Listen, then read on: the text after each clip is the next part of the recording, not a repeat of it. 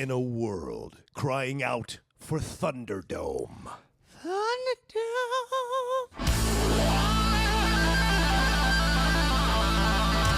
The fans have spoken. 2 films enter, 1 film leaves. The top 10 gives you a reckoning by the name of Thunderdome. Thunderdome.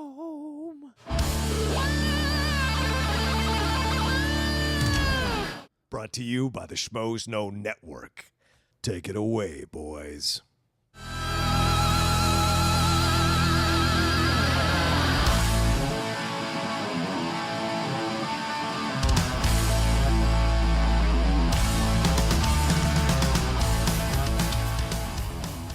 Welcome, everybody, to this week's Thunderdome. Thunderdome. I didn't get quite as deep on that one.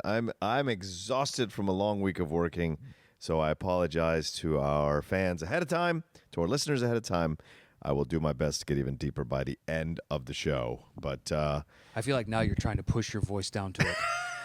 I am Doing certain physical, like... that's how I get down there. I've been doing these Crypt TV voiceovers lately, and so they've been Crypt TV? Yeah, Crypt TV. Yeah, Okay. And they my friend Mary works for them, and she asked me to do a voiceover for something recently for a like a top 10 or top 5 thing that they're doing. Oh, you're just doing a side top 10 show on me? You motherfucker. You just took the recipe and you're like, listen, I can't believe you just gave up that information so easily. Well, it's only top 5. It's top 5. There's no top 10. There's only top 5. Oh, yeah. As we have found out, that is totally different. Yeah, that's what we've been told. It's a completely different idea. Completely different idea. Oh, I see you took that information that we learned and then spun it on me. I'm sorry. I apologize. That's fine. No, but they do the video. They do the video, and then I just do the voiceover for it, and it's However been fun. You got to spin it. Yeah, I'm just saying. So I just did one.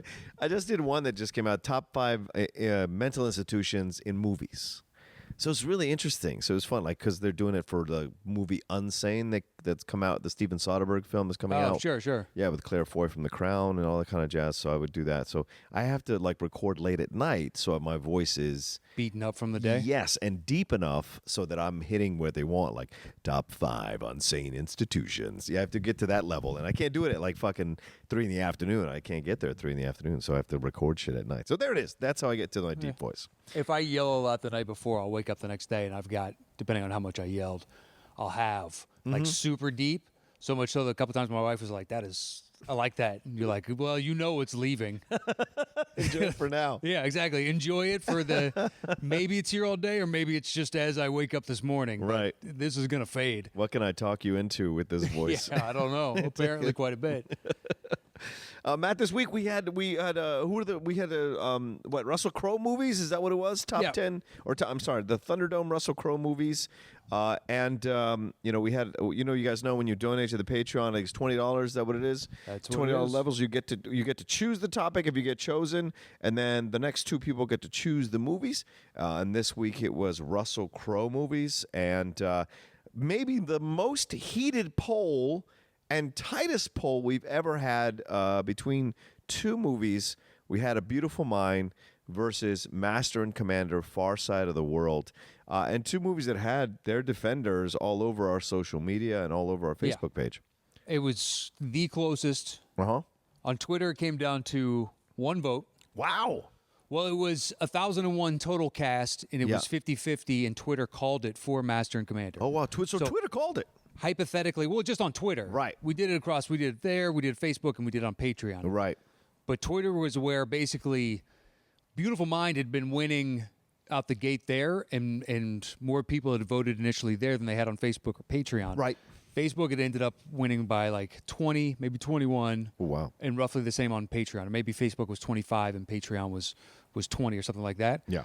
So on Twitter, Beautiful Mind was up by, it's up by 90 right now. I don't know if it's got a shot. Right. Hey, this thing's up by 40.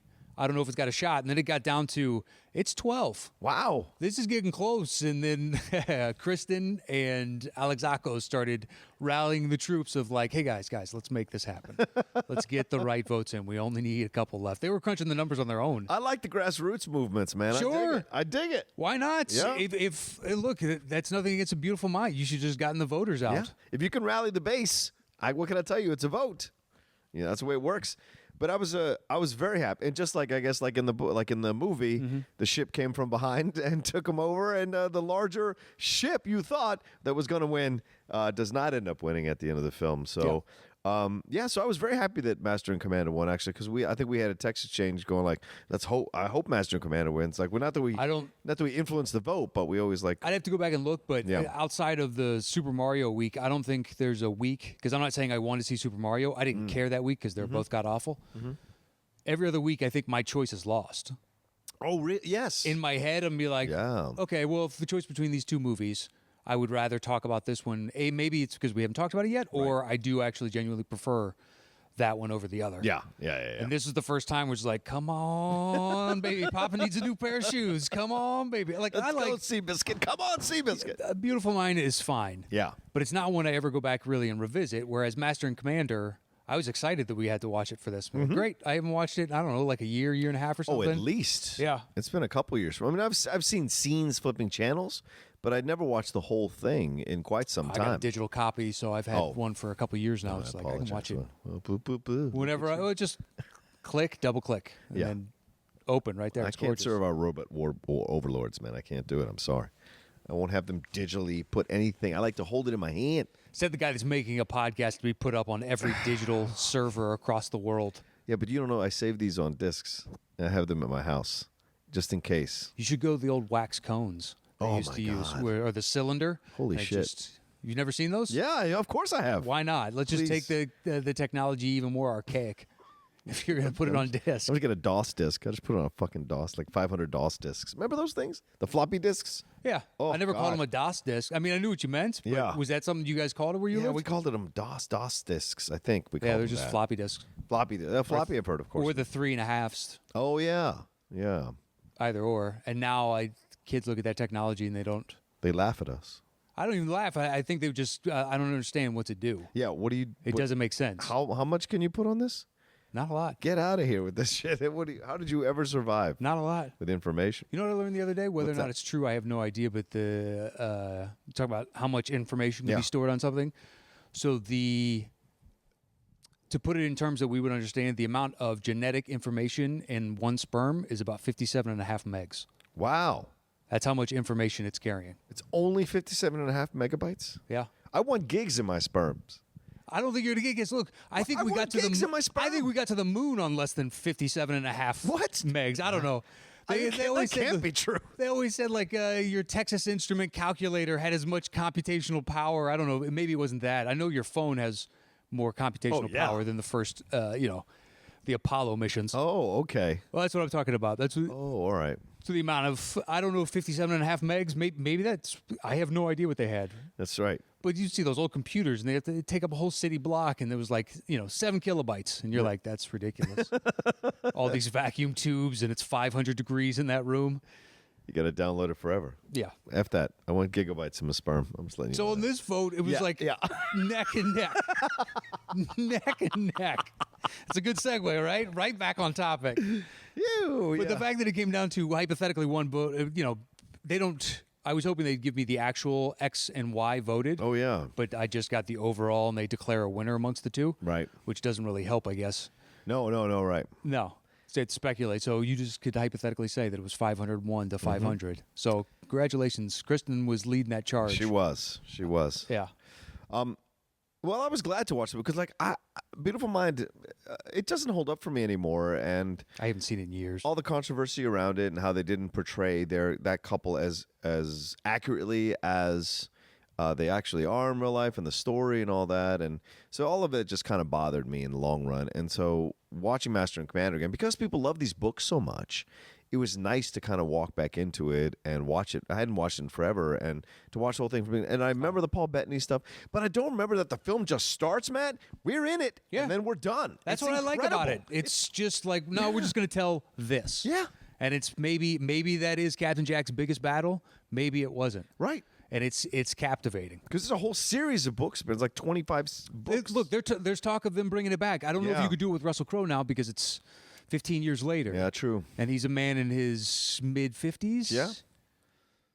I'm sure he could do it, but at the same time, you're going to want to make a series of these, so you're going to have like a 62-year-old guy doing this in a few years. Well, a look, if Neeson 63-year-old can guy. do Taken, he's just sitting on a boat. I feel like he can do these sitting on a boat. I don't know. And he's the captain, so he's not going to do a lot. He does a lot in this, though. He does. That's because he's young and vibrant. He's at the beginning of his captaincy. I'm not taking it away. Look, Mr. Crowe, if you're listening, I hope you can, and I hope they give you a shot because we both love this movie. Of course, yes. I love everything. I've read numerous books on people that live these lives. Yeah.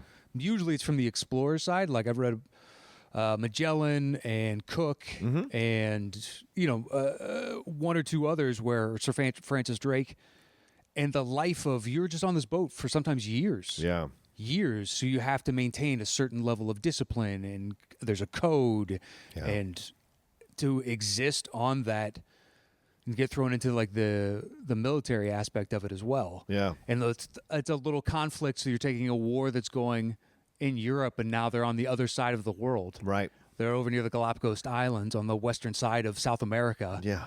Fighting with the Acheron or the Acheron or whatever it is. That's right.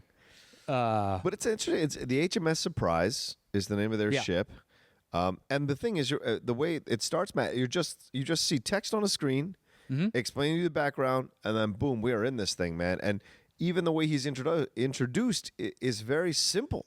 It's not like a big, like he's not turning around into the camera, dun dun dun. You know, it's like this shit's happening. This guy thinks he sees a ship.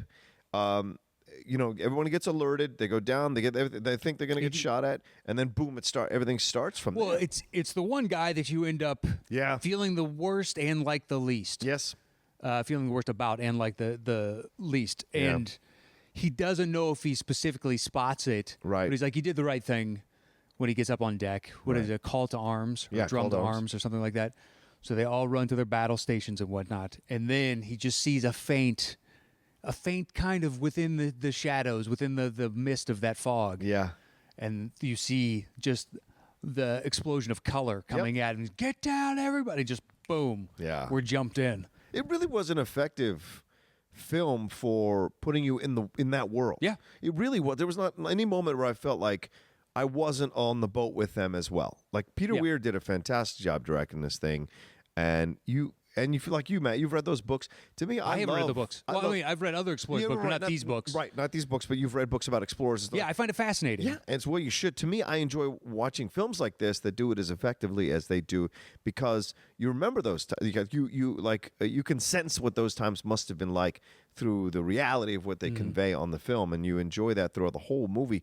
The battles that go on, the emotional battles, the mental battles that go on, also the superstition stuff that goes on that happens. You could transfer that anywhere. The superstition is great because it's not the over the top. Right. What they have fun with in the campiness of Pirates. Yeah. Where it's like Davy Jones's locker, where Davy Jones comes to life. Right. And Blackbeard comes back from the dead to life, and this character and that and whatnot. It seemed a more realistic interpretation of a sailor's fear. Mm-hmm. Because, in a lot of ways, those ships at that time is much like a shuttle up in space. Yeah. Because if something bad happens out here, there's no one to rescue. There's no helicopters coming in. Right. There's no crew. You're out on your own. So it's the equivalent of being in space. It's like being in a submarine or whatnot. So superstition, that you could chalk that up to a belief that believing in that could help you get to your end goal, making it home and all that other stuff, because you're living on fate and luck. Yeah. You don't want to piss off fate and luck at that point. Yeah. I mean, this is the time of believing that manatees were mermaids. Right, exactly. It's a good point. And whether or not that's just like a nice, like, oh, is the thing big enough to be a person floating underneath, and it was a nice, you could tell the story when you got back home kind of thing. or you've just been on a boat for so long you were amazed to see other life, or who Yeah. the fuck knows what it was. Well, and that was what's so great about the Paul Bettany character, which I guess you can forget if you haven't seen the movie in a while. Like how much he's obsessed as a naturalist. Like this is a scientist, he's a doctor, but he's also a naturalist, right? So it's a big deal for him to go and explore life and see life and like animal life rather, and like document it and all these kinds of things that go on. So you have what's great about the film is that you have the duality of man, right? You have the intelligent side, the exploratory side, Sure. and then you have the man that wants to fight, wants to battle, wants to The wants destructive to, nature of Yeah, man. destructive, right? Exactly, and wants to overcome the odds because everyone tells him to turn around multiple times in the film because the ship they're chasing Yeah. is way bigger and can shoot faster and more effectively than their ship. But he is driven because he's been given these orders. Well, he's exceeded his orders at this point. Exactly. He's gone past, but he wants to, his own desire to sink that ship overwhelms him. Still, though, if you were only scheduled to go to Brazil, how much in the way of provisions would you have before you have to stop in a major port to restock? That's a good I point. don't know. Yeah. But they do stop at that island and do whatever they're doing. They I do a know. little bit of trading in Yeah. the, with that one that come up in the boats. Yes. And they're like trading, one guy trades a monkey for a shirt. They talk about the exchange off air because he's trying to hold up his, the indigenous guy is in Yeah. a boat and he's holding up the monkey. And then as it's cutting to, it's just like, give me your shirt. And you don't see the exchange. It's just like, sure, I get a Right. monkey for a shirt. No problem, man. Right. Yeah, but beyond that, like I wonder, because at no point did you see rationing. He was giving out Right. extra, rations of grog left and right. Yeah, grog, yeah. Yeah. How much booze did you have? Although they ended up on the Galapagos and they made tequila in essence out of what was that, agave plant? Yeah. Or, Look like that's what it they were looked doing. some sort of aloe or. I'm sure they got I'm not nitpicking it. I'm just like, Yeah. I wonder. It makes me. That's how good it is. It Yeah. makes me worry about, or not worry about, but wonder about the realities of that life beyond the depths of what the movie's showing me. Because now I'm so immersed in the world they've created. Another thing to sell, a friend of mine hit me to this years ago. He's like, I believe more in the authenticity of the movie by the actors' teeth. Oh, yeah. And you see tons of the sailors, and they're Yes. just like, their teeth look naturally aged of people that not everybody believed in brushing. We were still making the transition to, hey, you need to brush, and it was made Right. out of horsehair at that point. You can see the black on their teeth or the brown on Yeah, their the teeth. guy that kills himself a Yeah. couple times when he smiles, it's just like, man, floss would clean a lot of that out. But it's that kind of believability. It's like when I watch a Western, that can throw me out of the reality they're selling. Yeah. If everybody's teeth are nice and you're like, this is not a Western. Yeah, like Magnificent Seven killed me, the remake, because of that. I was like, Chris Pratt's teeth that's are so perfect. Jesus. Yeah, exactly. That to me Ridiculous. is, they weren't going for authenticity. Clearly. They were going for, we're going to make an action film set in the Western. It was terrible. I hated that thing. I mean, it was never going to be as good as the original. No. Or the original before that. Right. So, and they knew it. Yeah. They got a good enough cast together. They made a decent enough movie. Hell, I enjoy the TV series more than I did that remake. Okay.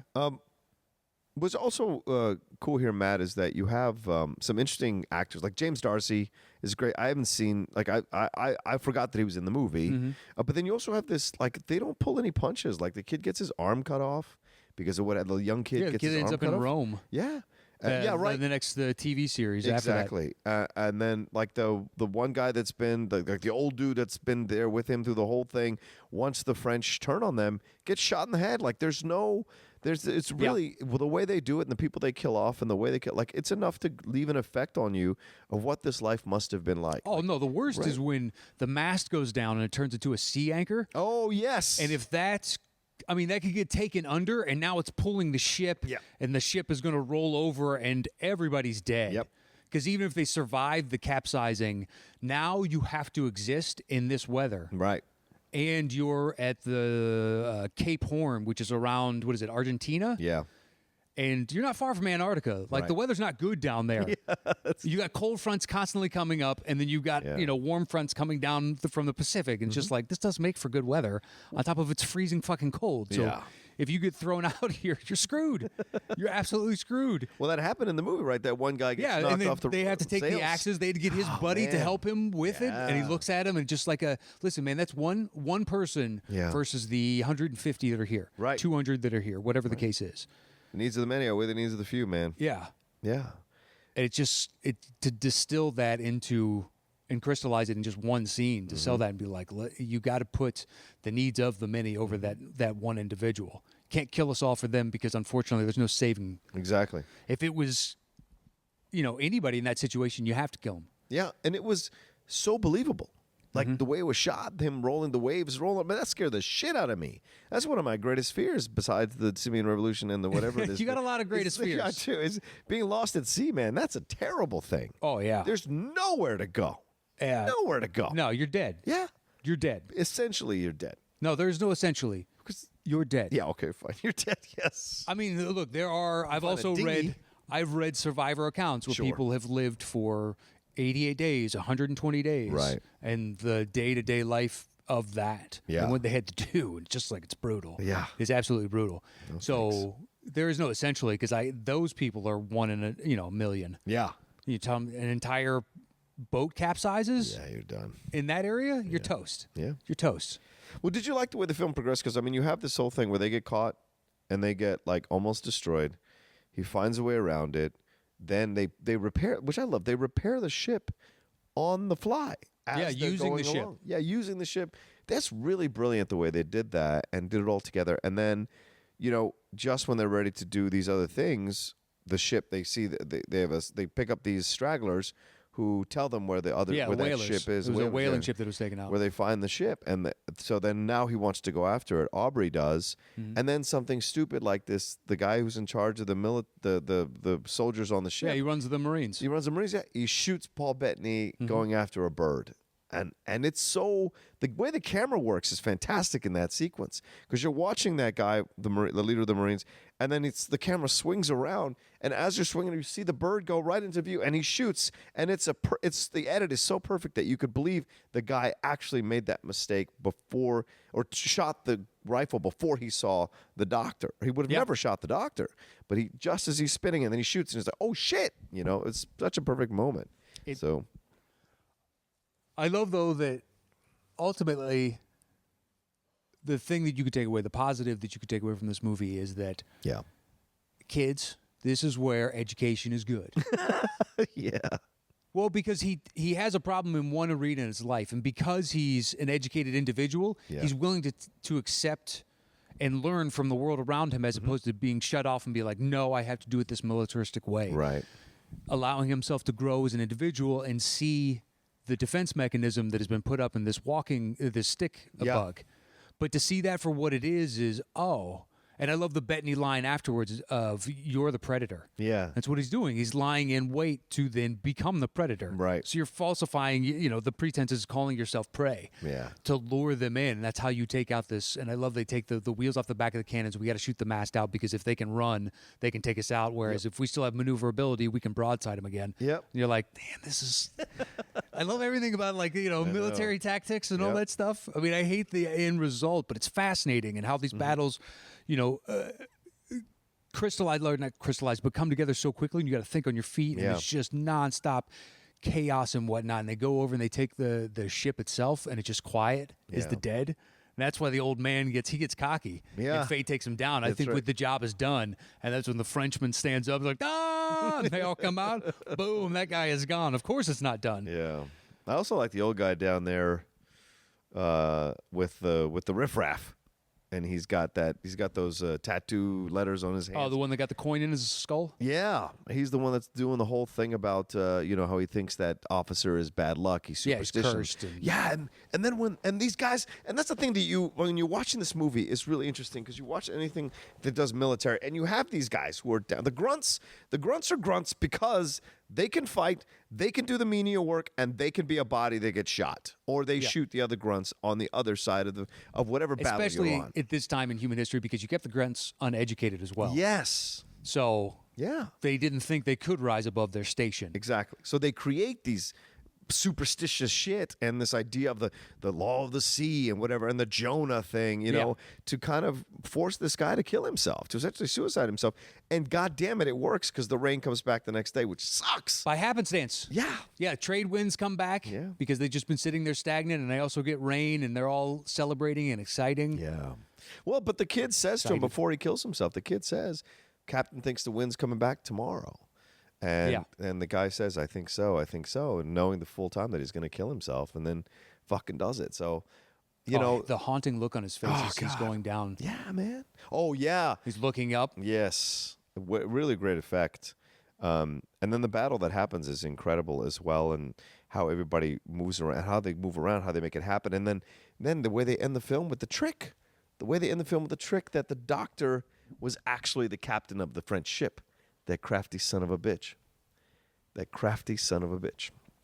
Right? Because, I mean, like, at the end you think it's over, and he hands the sword to him. Yeah. And then he realizes when he says the doctor died like 2 days ago. You're like, wait, what?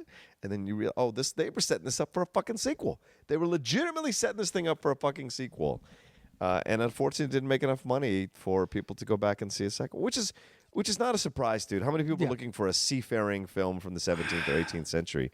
It's like us. It's so us. fucking good, though. I know, but it's us. When you create a world that is that believable with characters that look like they've lived in their role in life. Yeah. That it seemed honest and genuine across the board. Like, it's great casting from a bunch of actors I've never seen again. Yeah. They could have gone on to do, tons of other great work. I just haven't seen it. But I believe it because they know their roles in this so well. Nobody deviates. Yeah. Like, nobody wants to be that officer that has to kill himself because he's the only disliked character amidst all these people. Right. Because you kind of side with the lower shipman that shoulder pops him. Yep. A little bit. Like, you would understand, but especially given that you have that many people, they're going to get frustrated after having lived in these quarters for this long, and it's easy to direct it at one person. And especially a lowly officer who's 30 and should be, higher up. Much higher up. Yeah. So obviously this guy sucks. Yeah. Yeah, clearly. Yeah, well, just Or saying doesn't from have their the mental perspective. capacity. Yeah. Well, this is funny that the choices were between two Russell Crowe, Paul Bettany films. We could have almost said that, I mean, they have great chemistry in both of these movies, and I have a far off dream to have Russell Crowe in a Marvel movie have a scene with Paul Bettany as Vision. Like, it would be so great to have something like that. But he's already Jor-El. Like, I was about to say he's already DC. Yeah, he's already the father of Superman. But like, because those two have fantastic chemistry. How long until they reboot Superman? Oh, a while. I don't think Cavill's walking away from that for a while. Well, I don't think he is, but I don't think it's been particularly successful with him. Well, they haven't done a second one. They've never done a sequel. I know he got screwed out of it. Look, He did. His first one is probably my favorite of the Supermans. I'm not taking anything away from the guy, just because it wasn't Wonder Woman. Well, maybe we need to try it again because Superman should be as prominent as Wonder Woman. So what didn't we do right? Let's start over. Well, if you listen to Snyder, that was his whole plan to do Superman this way in the first one, have him be really darker in the second one, but then in the third one embrace his who he's supposed to be in the symbol. It was supposed to be a journey, a trilogy journey. That's what he was trying to do, but all these people freaked out that it wasn't that's not my Superman. It's not my Superman. And so he tried to do something different, and it pissed people off. And I get it. It's about execution. Yeah. And if the fans of the character aren't getting what you're doing, you kind of don't, in this world, you kind of don't get 3 movies to figure it out. That's really where, rare. I'll have to defer to their expertise because I'm not a fan of the characters. It's just like, look, if they're even more pissed off than I am, and I'm just kind of casually, that you should probably listen to their advice. Yeah. Like, hey, what about if we just did this with the character? Right. But I just don't, because I think Cavill's going to show up in Shazam, and I think he'll probably show up. He might show up in Wonder Woman 2. I don't think they will. Good. I like him. Cavill. Yeah, I like him as Soups. Yeah.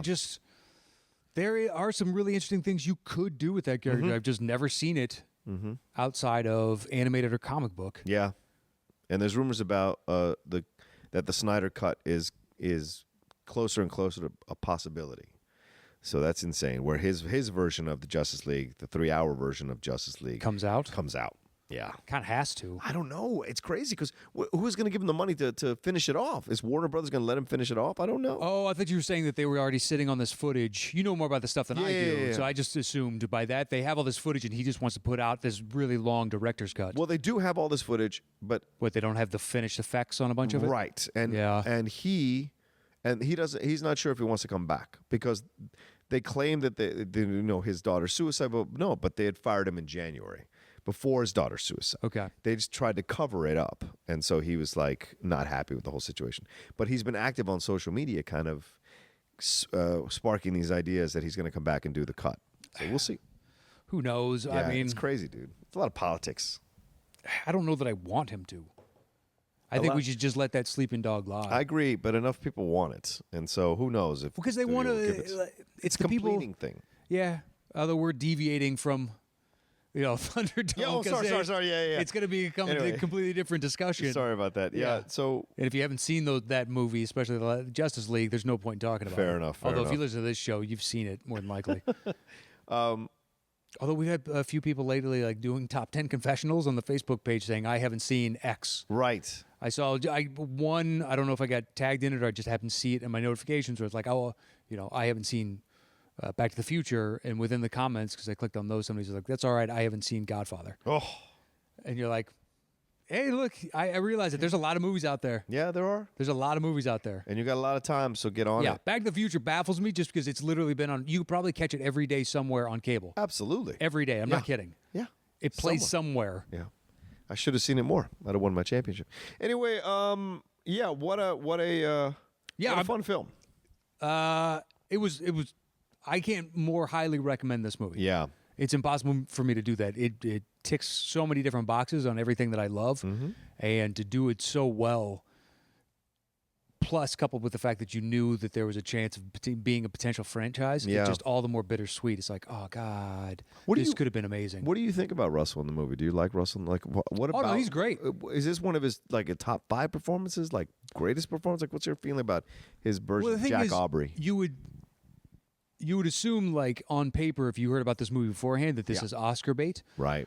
But because the character is so more, like, realistic, it's kind of tough for an actor not to want to be, like, the leading man, this captain type of... So kudos to Russell for not trying to dominate every scene he's in, not trying to, I am Captain Jack type of thing. Yeah. He's a guy trying to figure it out amongst all these other guys now, and especially when Bettany questions him. Yeah. And they're back and forth. Like...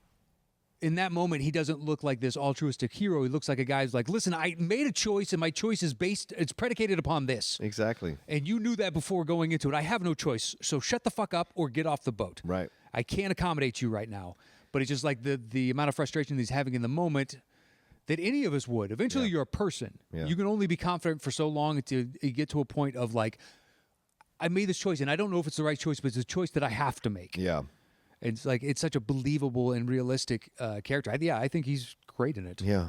There's this one moment I wanted to ask you about before we. I just remembered it before we finished the episode. When Paul Bettany is up there, like doing all the nature stuff. When they get on the island, he's recovering from his bullet wound injury, and he walks up there, he gets the beetle, and then he sees he's the looking ship. for the flightless. Yeah, the flightless bird, right? But then he sees like Coruscant, but it wasn't Coruscant. Oh yeah, I don't remember what it was, but he sees the ship. The French ship. In that moment, they do a close-up on his face, and you see him like kind of move to the right, kind of exhale a little bit. Do you think that's him going like, okay, now we have to stop doing the nature stuff, we're going to get back into battle? Or do you think he's there, like initially he's like, oh, I can help my friend. Then he realizes by helping, he knows he's going to cause the death of so many people. Possibly. You got to assume it's a mixture of both. Yeah, right. And maybe I feel like that was there in his face. Okay. Yeah. You could also sell me on the maybe then he comes to understand what I just brought up with Russell, saying I had to make a choice. Right. And realizing that he has no choice either. That Certainly. Just like, I'm not allowed to be up here right now if I know that this is happening. Right. Because the only reason I'm here is because of this ship. Exactly. It could be a lot of things. You could interpret that a few different ways. Yeah, I just liked that you got a shot of that. Like it wasn't a simple straight like, oh, there's the ship. Let's get out of here. Let's go save. It was more. It was like, there's conflict. Of course, the ship is here. Right, you could read it like that too. That's it's probably it too. Yeah, I think it was probably like depending on what you want to believe in the character, but you could read all those in because you know there's a genuine friendship there. But he's also selfish like every individual and wants to be here, but knows he's also selfless. He's a doctor. Yep. So he has to give up on that, and they even throw down specimens as they're trying to get back quick enough. Do. That's a great battle sequence, though, man. I mean, the swords, the way you're in, like you're in there, man. It is an unsettling battle sequence. You feel way too close to the action sometimes, and you don't know which way to look, and it's great. I wouldn't want to do that. No, fuck no, dude. Fuck no. That's why they created guns and rifles. You but even that, they have the guns. Yeah, but the muskets, the whatever they were called there. I mean, it's close. Oh yeah, they have muskets, and then he's got Captain Jack has 2 handheld pistols. Yeah. But those are single shots. Right. Exactly. Yeah, there's a bunch of guys with axes and. Yeah, dude. Fuck all that. That sucks. When you walk in, at least they have 1 shot. Mm-hmm. I got an axe. I hope nobody shoots me. I'm gonna get some of these motherfuckers shot. And I also like the end there where they're putting them in the sacks and they're sewing the sacks. That's really cool. Well, man. then they do the last one through the nose to make sure, to tell if they're dead or not, if they're not just, asleep. Yeah. Really intense, man. I just dig the film. And yeah, it was nice to revisit it, dude. It was fun. It was really fun. I watched it over 2 mornings. Like, I woke up at 6 o'clock in the morning every morning and watched like an hour and 10 of it. And then the next day finished it off. And it was enjoyable as hell, man. Just enjoyable film. And really great. I forget. I think Peter Weir directed he did that. Witness. Didn't he do Witness, the Harrison Ford one? Oh, I don't know. Didn't he do that one with Timothy, what's his name, the English actor that was in all the different Harry Potters? It came out about the artist. I think he was a painter. Timothy Spall? Is that the did he do that one? I thought Peter Weir directed that. I could be 100% wrong. No, he did not. Okay. But he did do Witness. Okay. And who did that? Timothy. It is Timothy Spall, right? Yes, he did Gallipoli. Did you ever see Gallipoli? No. With Mel Gibson. That's a good war movie, dude. Okay. Year of Living Dangerously, which was really cool. Sure. With Mosquito Coast he directed. Another Harrison Ford. Dead Poet Society. Fearless, The Truman Show, then Master and Commander, and he's only done one thing since, which is The Way Back. Which He's done quite a bit. Yeah. Kind of run all over the gamut there. Yeah, but he hasn't done much in the last 15 years, man. Well, how old is he? I don't know. I mean, are you saying he ran out of steam? Well, I'm just saying that he was directing movies sometimes takes 2 to 3 years. You're right. He was for the born larger projects. in 44. Yeah, dude, he's in his 70s. He's 74 for Christ's sakes. All right, fine. You got to cut him some slack. So he stopped at 59. That's not bad. Son of a bitch. Went into retirement. You selfish bastard. Exactly. I think he's earned it. I think it's Mr. Turner's what you're talking about. Where he's the Mr. painter. Turner. Yeah, that's Mike Lee, I think. Yeah, Mike Lee. Okay. Yeah. He does lots. Anyway, so just a great film. And I want to thank everybody. I think Matt and I both want to thank everybody who voted on both sides for Beautiful Mind and for Master and Commander. And I apologize to the Beautiful Mind supporters that it was so close. And I'm sorry you all were on the losing end of it. But we've talked about Beautiful Mind a number of times on the show. So it isn't like we never talked about it. So yeah, it was the closest Thunderdome that I can ever remember. Yeah. Agreed. Of the, how many of these we've done? I don't Old know. version and new version. Oh, Jesus. I have 40? no idea. At least I don't know. 40. I guess we could go and look up and see whatever's left up online. Sure. And tell specifically and then add it to this, but that takes work. It does. And I'm not going to do that. But our thanks to the 3 people that were part of the drawing this week. Yeah. So thank you for being everybody that was in Thunderdome, the potential chance this month. Better luck next month. You get 2 more shots at it. You really do. And also stay tuned to Tuesday's show because we got a little announcement for you. But so choosing Russell Crowe was Philip Renshaw. So thank you, Philip. Thank you, Philip. Very much. And then combatant number 1 was Dillon Steiner, and combatant number 2 was Sean Naughton. And Dillon had Beautiful Mind, and Sean Naughton had Master and Commander. All right. So Sean Naughton got the W. Good job, Sean. It was close, Dillon. Congratulations. It was close. Yeah. There we go. Beautiful Mind could very well win another day in Thunderdome. Who knows when it'll come up again? Maybe Jennifer Connelly twosome, maybe. Yeah, or maybe somebody does Russell Crowe again. That's true. That's certainly It's possible. always possible. Or films based on mathematicians. You never know. Yeah, why not? But yeah, thanks to the 3 of you and everybody that was in the potential running for Thunderdome. And anybody that wants to donate to us, you can do that on patreon.com/the-top10 with the number 10. And hit us up on there. We got all kinds of different tiers. We got new stuff coming out starting next month. That's a little tease. We're trying to get to that $2,000. We're so close. Come on, help us get to that $2,000. Yeah. Let's go. Yeah, we got other things in the hopper. But We do. anyway, there'll be a nice little announcement on Tuesday's show. So stay tuned to that, or for that, rather. And that's it for Thunderdome this week. All right. Thanks to all 3 of you. My name is Matt Knost. You can follow me on Twitter or Instagram at Matt Knost, MATTKNOST. Yeah, my name is John Rocha. You can follow me at The Rocha Says. And that was Thunderdome. Thunderdome.